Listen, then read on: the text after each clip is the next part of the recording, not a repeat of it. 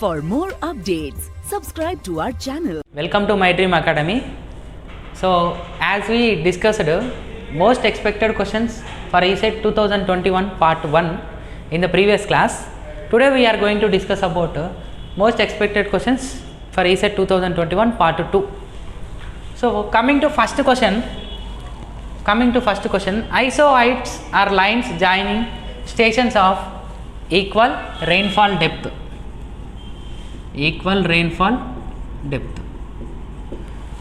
So, isohyets are the lines joining stations of equal rainfall depth.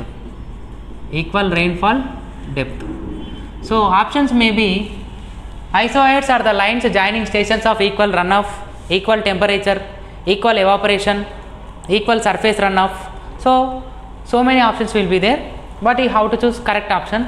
Isohyets are lines joining stations of equal rainfall depth. Next, coming to second question, if Q is the discharge in cumex or meter cube per second and A is the area of catchment in square kilometer, Dickens formula. Already we discussed two types of formulas to calculate discharge in a river. So that is Rives formula and another one is Dickens formula. So two types of formulas for calculating discharge in a river. So Rives formula, Q is equal to Ca power 2 by 3. Dickens formula,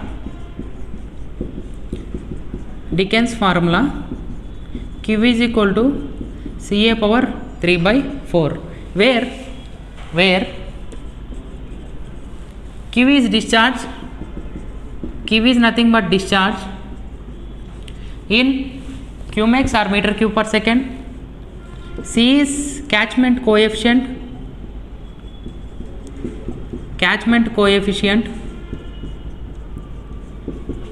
its value is 6.8 to 10.2 meters. For coefficient no units will be there. So C is catchment coefficient, its value is 6.8 to 10.2. So you can write here CR, CD. CR means catchment coefficient in Rives formula, CD means catchment coefficient in Dickens formula. So now they asked Dickens formula Q is equal to Ca power 3 by 4. They will give this option also, Ca power 2 by 3, Q is equal to, and another option Q is equal to Ca power 4 by 3, another option Ca power 4 by 3 or 2 by 3, 1 by 3. So like that they will give different options, but you have to select the correct option. Scoring devices are used in diversion headwork. So for what purpose we are using scoring devices? To avoid the entry of silt.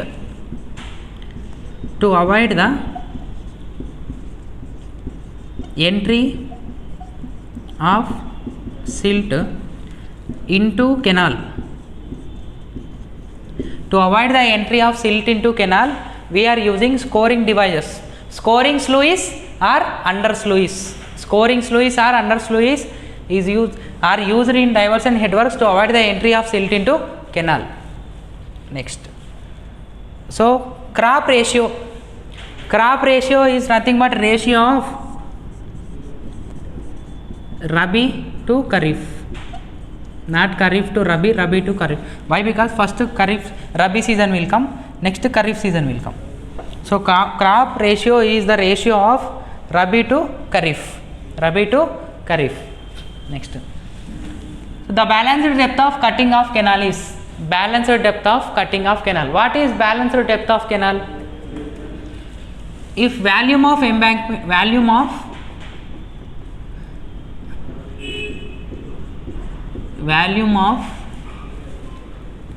embankment means volume of cutting is equal to volume of filling. So then we will say it as balancing depth of cutting. So the balanced depth of cutting of canal is when it takes place when volume of cutting is equal to volume of filling.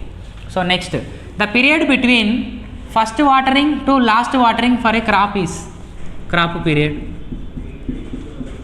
The period between first watering to last watering for a crop is crop period. So what is base period? Sowing to harvesting.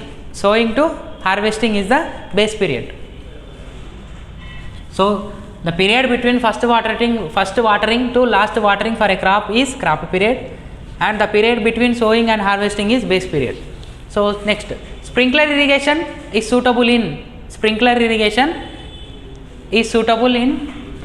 where there is presence of gradient.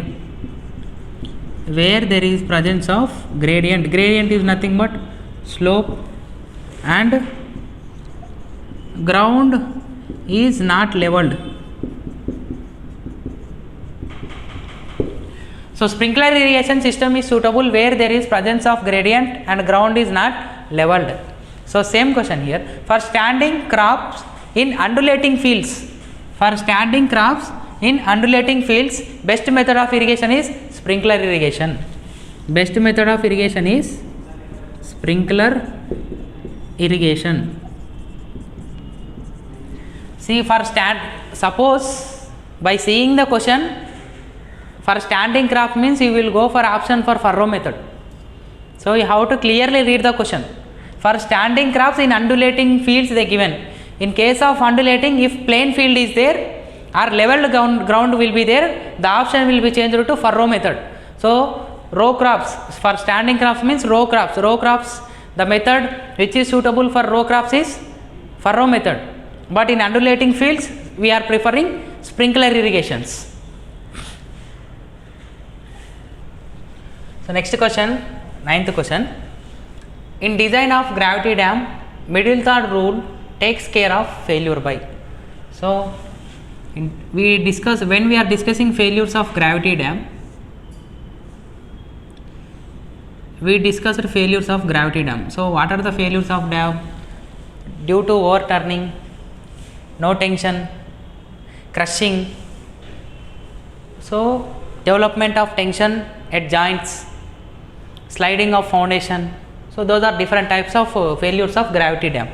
So here the question is, in design of gravity dam, middle third rule takes care of failure by. Middle third rule takes care of failure by means, suppose this is a weight of dam and here water is acting. So the resultant of what I said, the resultant of two main forces. One is self weight of dam, another one is water pressure acting on a dam. So the resultant of these two forces will cut within the middle third of base of dam. So then that this is possible in case of one is no tension, but for no tension another condition is eccentricity should be b/6.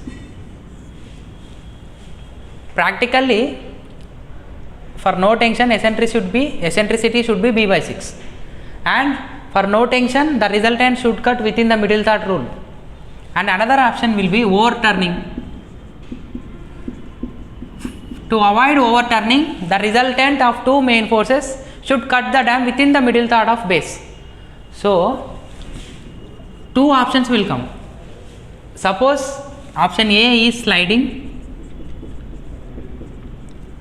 option B is crushing, option C is overturning and no tension. Then option D both.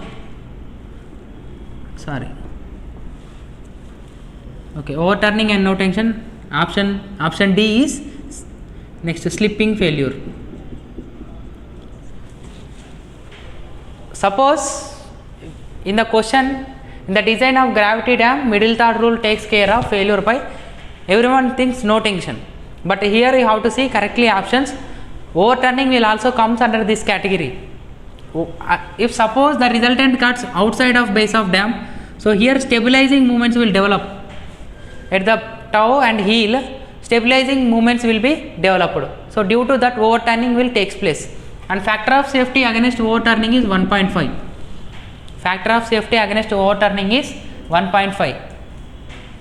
Next, so answer is overturning and no tensions, both options will come. Next, based on alignment, the canal can be classified as, based on alignment, the canal can be classified as options: navigation canal,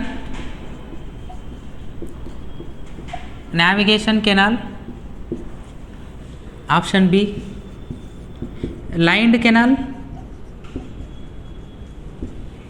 option C, link canal, option D, ridge canal.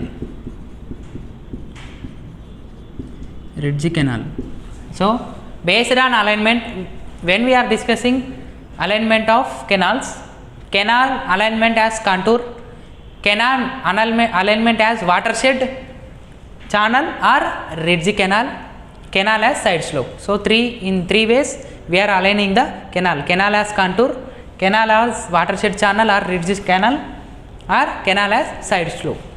So based on alignment, the canal can be classified as ridge canal. Next, the water stored in reservoir below minimum pool level.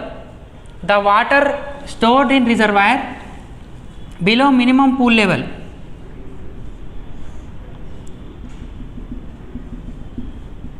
These are upper sluice and lower sluice.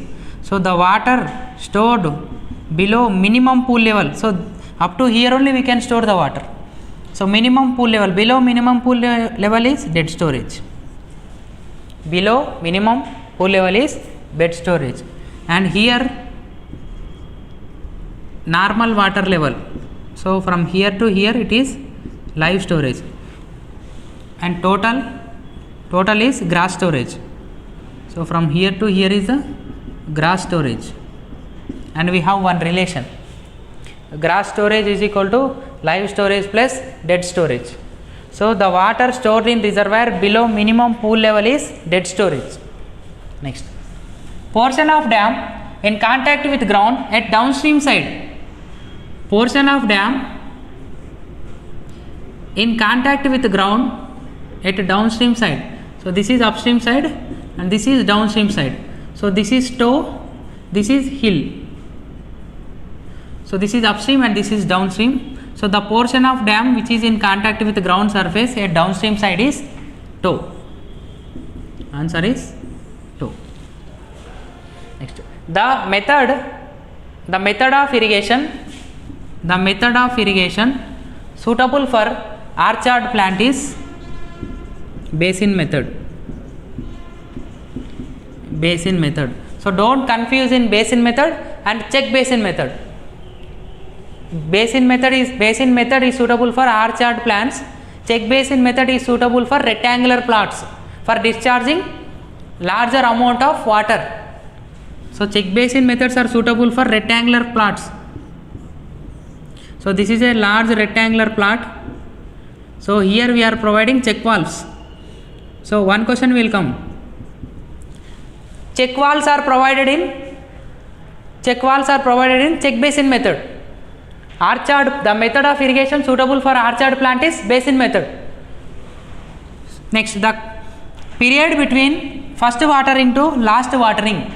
The period between first watering to last watering is nothing but base period.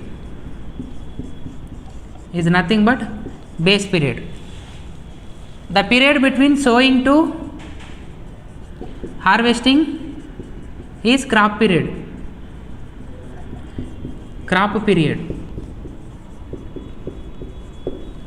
So the period between first watering to last watering is base period. The period between sowing to harvesting is crop period.